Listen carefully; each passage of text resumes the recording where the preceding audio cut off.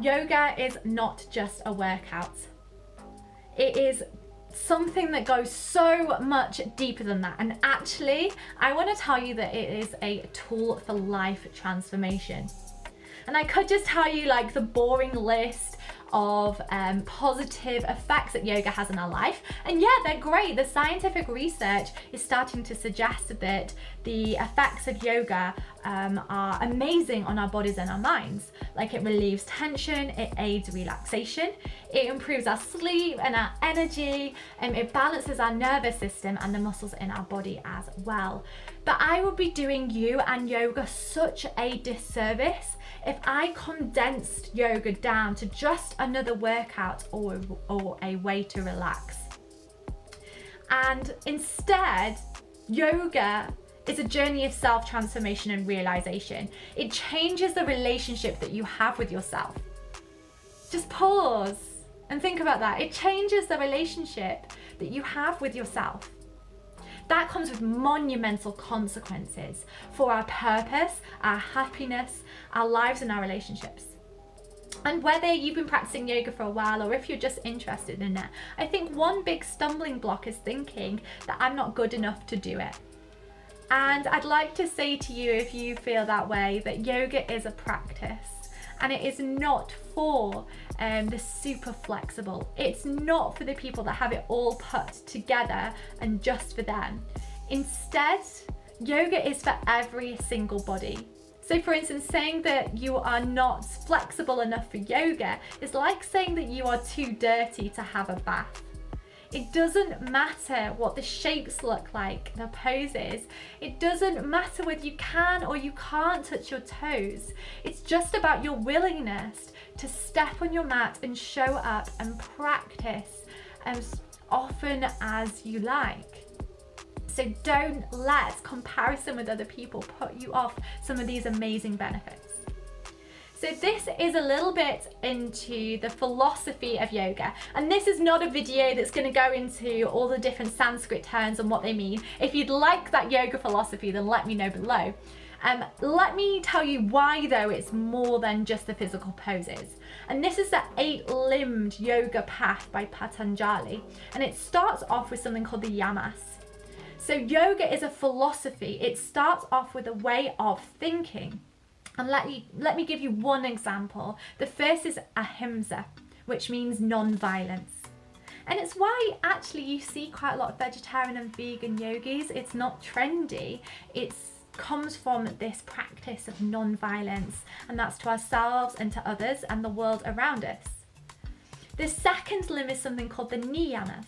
And the niyamas, so we have the ethical observances. We then have, let me give you one example, santosha, which means contentment.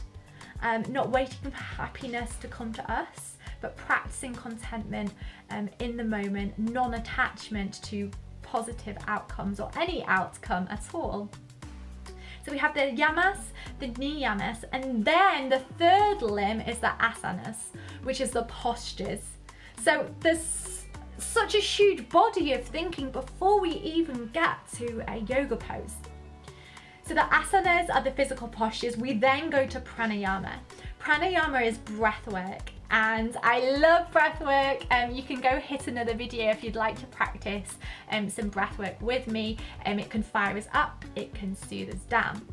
From there we then have pratyahara, and that is the withdrawal of the senses.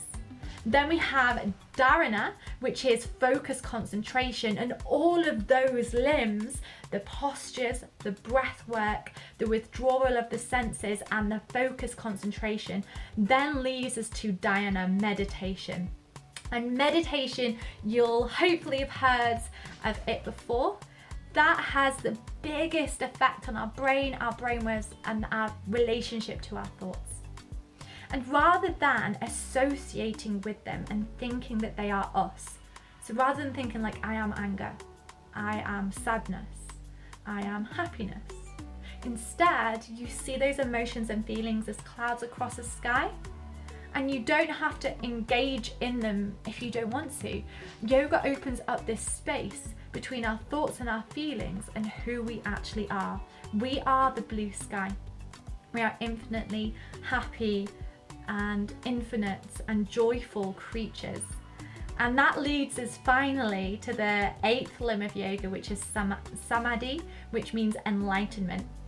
And that might sound a hippie word for you, but however, it just means that we come to a full sense of realization of our connectedness to the entire universe, and that we are not our thoughts, our feelings. Instead, we are infinitely free, joyful creatures. And that's why yoga is a tool for life transformation. That's why it has the ethics behind it, the way of thinking behind it, the practice behind it, that then can then leak into every other aspect of your life. So if you'd love to know more about that philosophy, then let me know below.